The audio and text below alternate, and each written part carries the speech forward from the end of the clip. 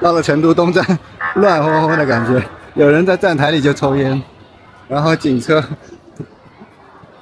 成都欢迎你，整个乱哄哄又吵。哇，手撕兔肉，兔子啊，一只兔子啊。这边是去黄龙九寨的候车队伍，超长的，而且这趟列车基本上都是到那个景点九寨沟去的，好多人啊！海拔可能3000多吧，现在。2个小朋友第一次来高原，应该还好。其实这边就是都还好啦。你手好冷哦，啊，你手插口袋里。你看那边好多马，都过来了。好多马都过来了。爸爸，那些是什么马？那些也是要工作的马。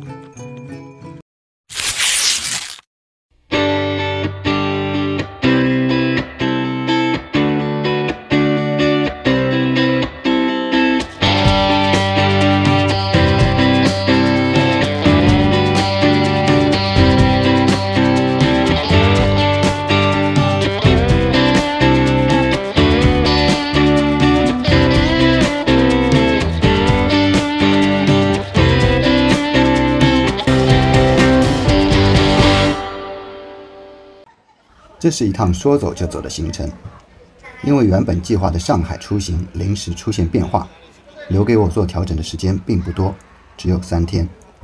可能是在旅行社工作的关系，也可能是平时就爱旅游。总之，这是相辅相成的。于是我就用了3天时间，排定好行程，预定好机酒，来一场九寨沟之旅。四川可以去的地方非常多。总结下来有4、5条不同体验的线路，主要以九寨沟为主的九寨沟环线，以色达的佛学院和稻城亚丁为主的川西大环线，还有以高原、雪山、草原为主的川西小环线。另外，光是省会成都就值得停留1周时间。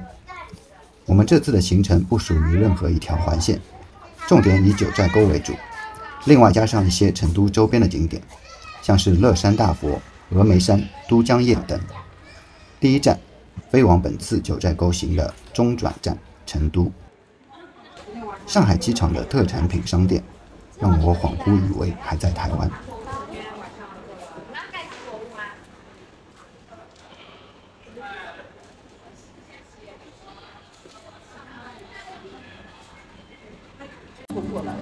Hello， 大家好，我是煮菜的奶爸狗狗，来自上海。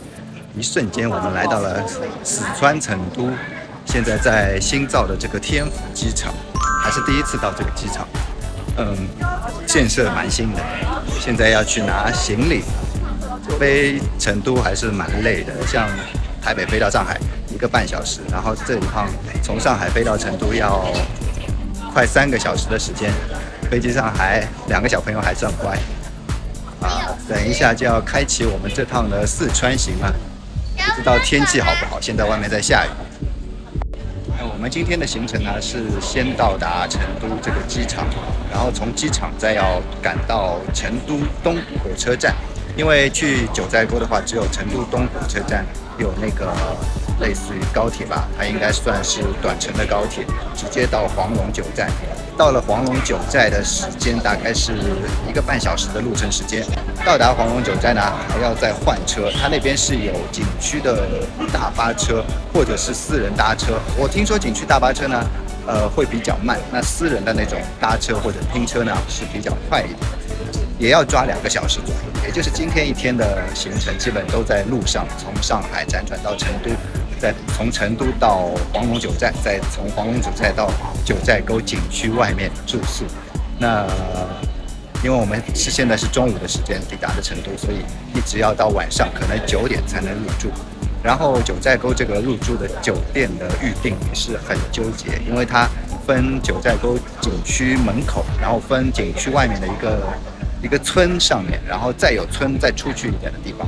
然后每一家酒店的评论呢都是褒贬不一，你要从很多家的住宿的地方分辨出它到底适不适合，也是很头疼的一件事情。所以今天做了许多功课，等一下一路可以跟大家来进行一下介绍分享。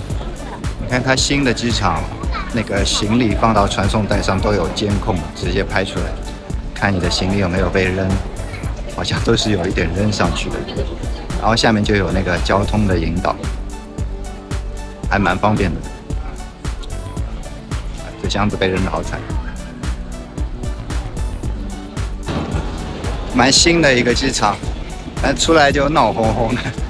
不过四川话都还听得懂，还觉得蛮好听的。四川话，因为现在国内的电视剧也陆续出现那些西南官话，就是像四川啊、云贵啊那些地方的话都差不多。它虽然是有口音的，但是一般都听得懂，它跟普通话都差不多。我们四川的第一餐就是不辣的麦当劳，我们家都不能吃辣，除了果果啊，果果吃辣很厉害。然后这个是可以充电的一个餐桌，很厉害啊，手机好像放上一个可以。对，手机直接放上去就可以充电。我们现在从天府机场转车到成都东站，那有地铁可以坐，地铁要1个多小时。然后还有机场的那个专线也要1个多小时，而且它发车的间隔时间好像蛮久的。那我刚好看到有高铁可以直接坐过去，离我们还时间蛮近的。然后高铁只要半个小时，我们就先去看看高铁，半个小时能不能坐到成都东站。这个高铁站从天府机场到成都东的高铁站，有一点像那个机场内部的接驳车一样，整个高铁站都是在室内的，然后坐车上去也是隔了一层玻璃，没有在露天的。我们等一下要坐半个小时到达成都东站，再去换成都东站到黄龙九寨的车。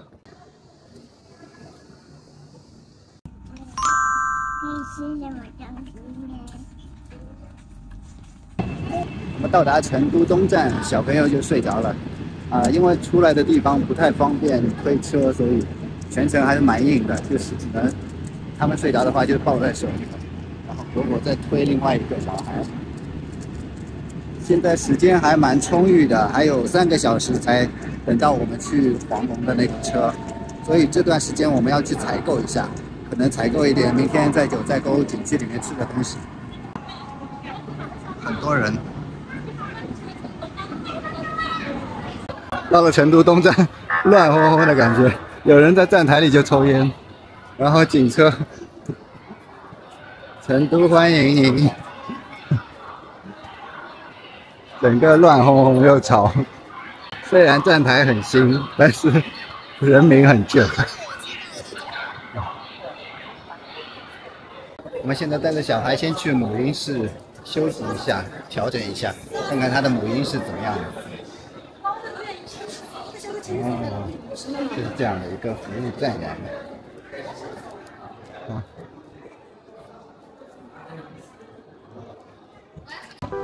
我们在成都东站外面找到一个很大的全家，进去看看。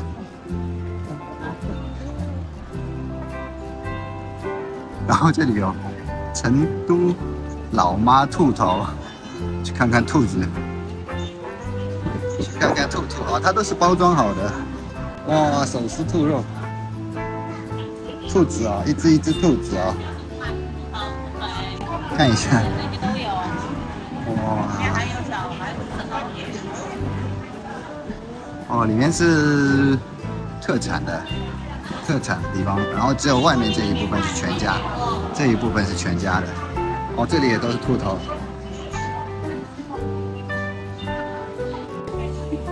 火锅底料。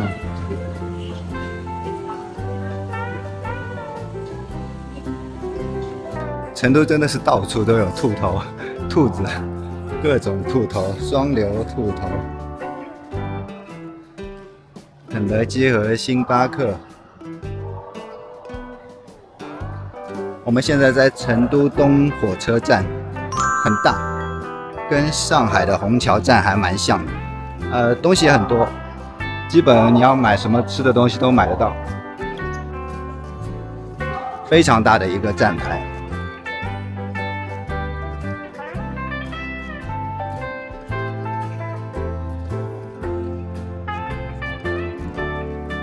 现在就要等到5点钟坐车去黄龙九寨，然后坐1个半小时下来，到了那边还要再转那个接驳车，坐2个小时才到景区门口，真的很远，超级远。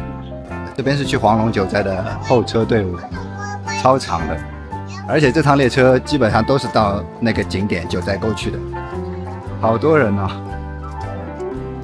我还看明天下雨，不知道到了那里天气会怎样，因为那种高海拔地区，它的天气预报很难预测，只有到了当地才知道。超多人。刚刚才坐上这个去黄龙九寨的车，很夸张哦，因为排队的人很多，然后我们进站之后要走到下面月台的时候，已经没有几分钟就要开车了。然后我们离那个我们的这一个车厢又特别远，所以我们就是一路跑过来，一路跑过来。刚上车还没坐稳，那个车就已经开车了，就是这样子的一个过程。本来还想买好晚餐在车上吃的，结果都没时间买晚餐。好险，就是车上还有点餐的，有还蛮多选择。在车上还有这一些什么宫保鸡丁，还有台式卤肉便当饭、鱼香肉丝哦，没有很多，就这几个，但蛮好的。还有饮料什么的，就这样子。对，这价格也蛮高的，其实。这是果果点的宫保鸡丁饭，30几元人民币，也就是差不多120、130台币。价钱是不贵，但是东西蛮少的。不过在高铁上也就算了吧，还算合理。快要到黄龙九寨了，现在海拔可能接近3000了，已经有点喘了，稍微动一下就很喘。现在气温大概4度，外面在下大雨，然后听那个接我们的司机说，要去的九寨沟那边已经开始下雪了，气温蛮差的，天气蛮差的，但是这里就是说不准啊，没办法。海拔可能3000多吧，现在。2个小朋友第一次来高原，应该还好。其实这里边就是都还好啦。你手好冷哦，你手插口袋里。一言难尽，我们上车了，然后出站开始下雨，我们没有带雨伞和雨衣，就抱着2个小的，一路跟着大部队走，然后天黑很难找到车。现在终于上车了，还要开90公里的路，可能要2个小时左右。我们终于到了。好智能哦！它的冷气是用语音控的。小度，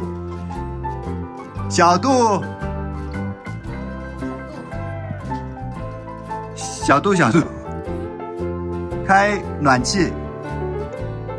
打开房间的暖气，当前为除湿25度。暖气。小度。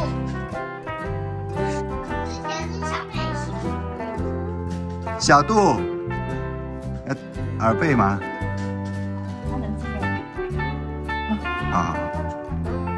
我们终于来到了今天的住宿地了。这个房间还不错吧？就还蛮新的。这一间因为找饭店真的找得头晕，一路过来，真的看到无数的那个很大的那些饭店哦，真的很夸张。我没想到这样一个地方，它其实算是非常偏远的一个地方，但是就是因为九寨沟这个景区，把周围全都带动了起来。这个九寨沟景区挖掘出来，感觉跟挖出一个什么矿产一样，周围真的全都带动起来，超级多，像什么丽思卡尔顿啊，然后希尔顿啊，还有非常多的这个酒店都形成一个小镇，一个个小镇，很夸张的。然后像我们这边也是算是比较新开发的，然后还蛮远的，但是它每一家都会有那个接驳车接送到景区。现在总算可以休息一下。今天是我们来到九寨沟的第2天，然后天气很不好，又下小雨，阴阴的，然后地上都是湿的，所以我们还是决定在九寨沟多住1天，然后明天再进沟。否则的话，特意来这个九寨沟看到的阴天景色非常打折。那本次行程的重点，因为就是九寨沟嘛，那就干脆多留1天，因为后续行程呢，我们就把那个峨眉山的行程给拉掉了，因为后面几天可能天气也不太好。峨眉山上山也蛮折腾的，你到了高铁站下来之后，要坐那个大巴，坐2个小时的山路，然后要走一段，坐缆车上到山顶再入住，然后山顶的海拔在3000多。如果天气不好呢，其实你也看不到日出，甚至云海都看不到，因为下雨的话什么都看不到，所以就干脆拉掉了峨眉山的行程，其他行程就还没有受影响。哦，真的是这次的行程像是一个 brainstorming 一样，每天在那里脑爆，然后考虑要怎么样。今天早上又临时做了这样一个行程调整，把那个入住的酒店什么的都延后一下。那今天我们可能就在九寨沟沟外附近逛逛，听说附近有一个藏寨，我们想去看看。如果天气不好的话，也就不去了，在酒店里休息一下好了。这民宿吧，藏寨。哦，这拍照的。藏院，藏族大院。我喜欢这招牌的味道。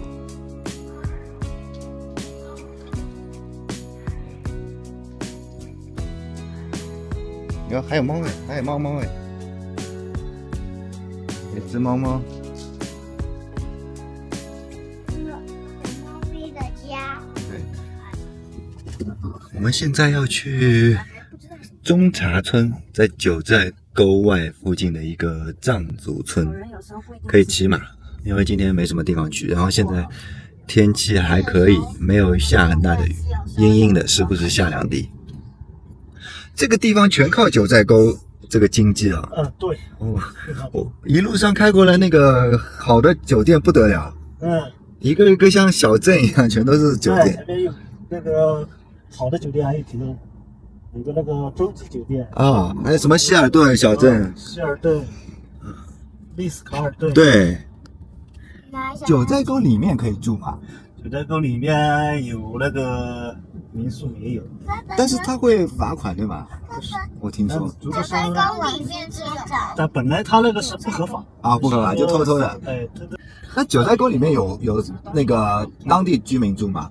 有的，他们还是住在里面。对，还是住在里面。他只是说这个他那个房子不允许增加啊，外面的。反正始终是那点房子，以前的房子多少就是多少。啊。旁边。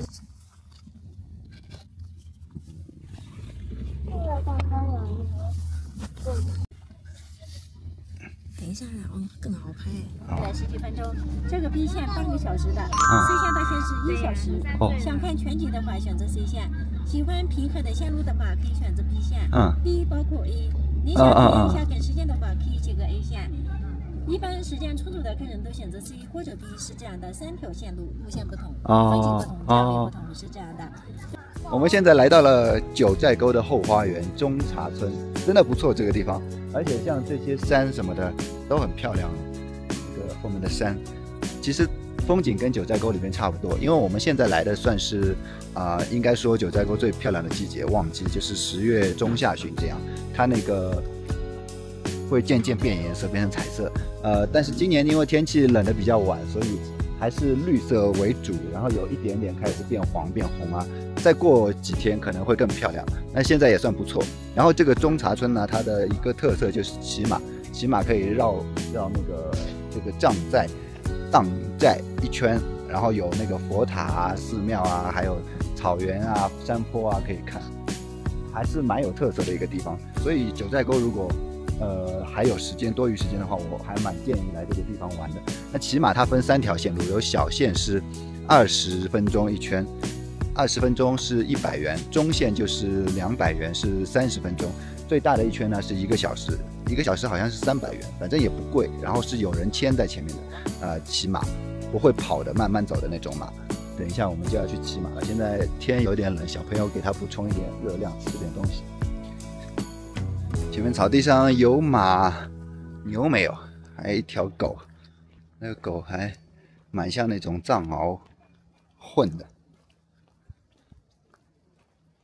蛮漂亮的一个地方，如果天气好的话更漂亮，今天也还不错。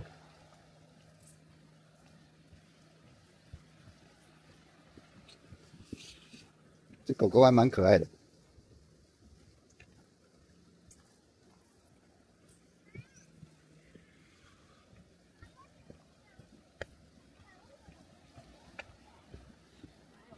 高粱，这是高粱还是青稞？应该是青稞。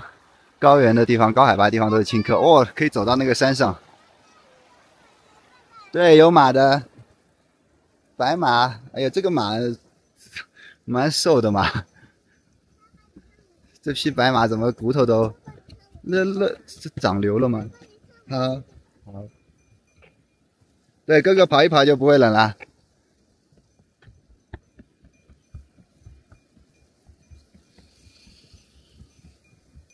这匹白马体相很差，腿短肚子大。对啊，那匹黑马漂亮。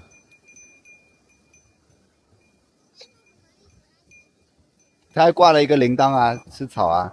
然后那一坨坨都是马粪，很大的啊。他们这里很古色古香，还有那个柴，他们都是烧柴的。这应该是青稞。做那个叫什么糌粑，做糌粑或者是酥油茶啊，不，青稞酒，青稞酒说错了，都是用这个青稞的。哦，那边很漂亮，那边山坡很漂亮的。可是我不敢骑。爸爸抱你啊！不要骑呀。不行的。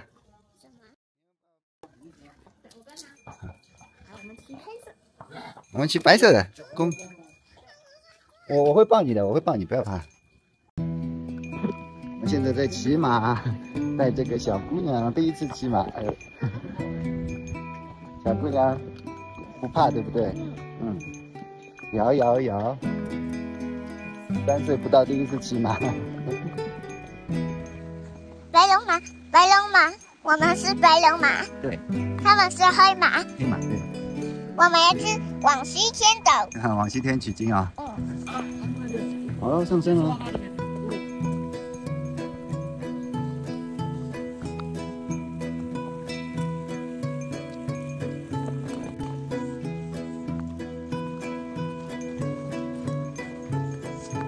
他会跑吗？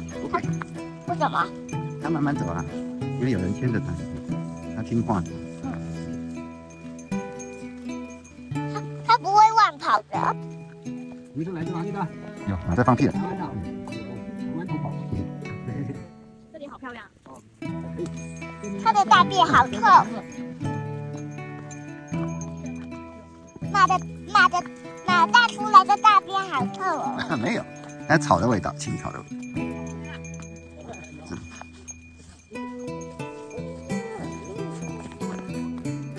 哦，好漂亮哦！爸爸是老牛牛。哦，爸爸是老牛牛，哥哥是小牛牛，对不对？那我是什么？你是小老虎。我是什么老虎？你是母老虎。母老虎。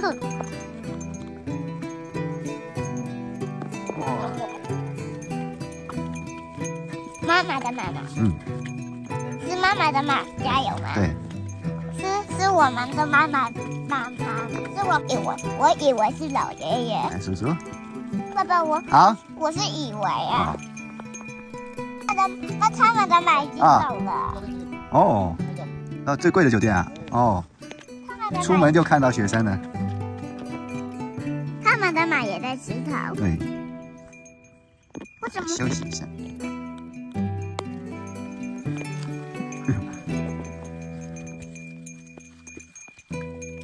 好漂亮的。你看那边好多马，走过来了。好多马走过来了。爸爸，那些是什么马？那些也是要工作的马。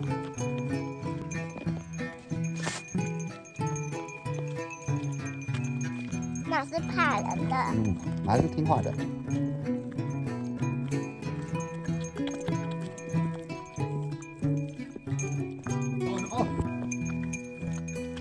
妈妈，这里是动物园吗？这里不是，这是山林。这里是一般的森林。这里是一般的农场吗？农场对，藏族农场。你的头也摇来摇去的。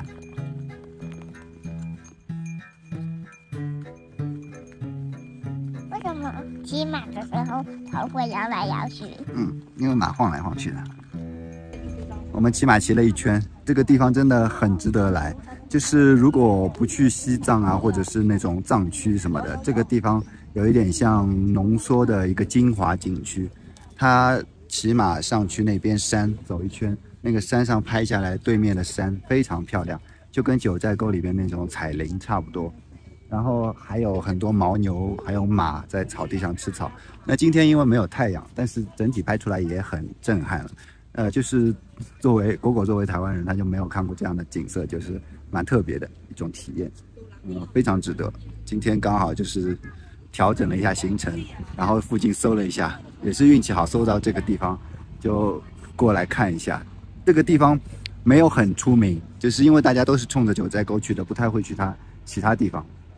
今天来探索这个地方，真的游客也不多，整体消费费用什么的也不高，然后应该也是有东西可以买啦。虽然我们没有准备在这里吃东西，但是蛮古色古香的，有一种世外桃源的感觉啊！大家有机会的话，真的可以来一下，体验一下藏寨的文化。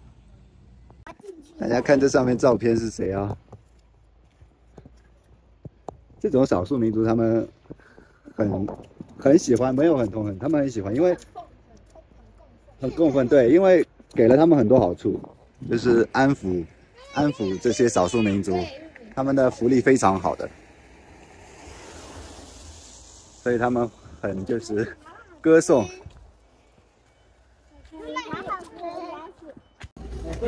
青稞拿铁，它上面是有青稞丸。今天是来到四川第3天，昨天在九寨沟附近玩了一下，今天准备入沟。然后今天的天气真的超赞，停留这一天改变后续行程真的非常值得。给大家看一下我们出住宿点的雪山啊，这边隔着一道墙挡住一点，后面的雪山，刚刚的那个雪山的尖尖的顶都看得到，现在飘过来一点云。然后这边的山都是仙气，